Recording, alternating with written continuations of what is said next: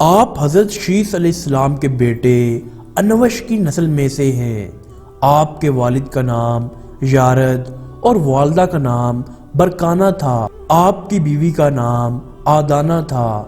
آپ کا ایک بیٹا بھی تھا جس کا نام متشالخ تھا۔ آپ کی ولادت عراق کے شہر بابل میں ہوئی۔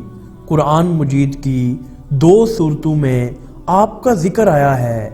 سورہ مریم کی آیت 55 میں اللہ نے آپ کو سچا نبی کہا ہے۔ سورہ الانبیاء آیت نمبر 85-86 میں اسماعیل علیہ السلام اور ذوالکفیل علیہ السلام کے ساتھ آپ کو بھی صبر کرنے والا اور نیک بخت کہا گیا ہے۔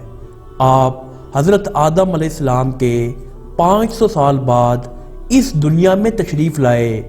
آپ سے پہلے حضرت شیس علیہ السلام نبوت کے منصب پر سرفراز تھے۔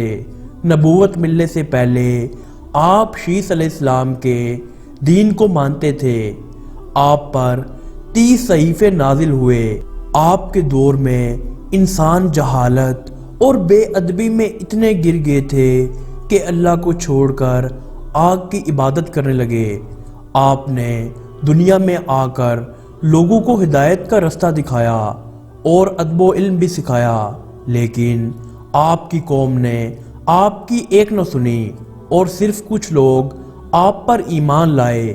اس پر آپ نہایت تنگ آ کر خود اور جو ایمان لائے انہیں لے کر وہاں سے ہجرت کر گئے۔ پھر آپ کے ساتھیوں میں سے چند نے آپ سے سوال کیا، ہے اللہ کے نبی ادریس، اگر ہم نے بابل کو چھوڑ دیا تو ہمیں ایسی جگہ کہاں ملے گی؟ ادریس علیہ السلام نے فرمایا، اگر ہم اللہ سے امید رکھیں تو وہ ہمیں سب کچھ عطا کرے گا۔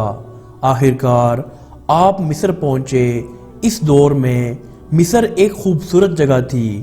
آپ نے وہاں پہنچتے ہی اللہ کا شکر ادا کرتے ہوئے سبحان اللہ کہا اور آپ وہیں رہنے لگے اور وہاں اپنا علم پھیلایا۔ آپ وہ پہلے انسان تھے جس نے قلم کے ذریعے لکھا اور لوگوں کو بھی سکھایا۔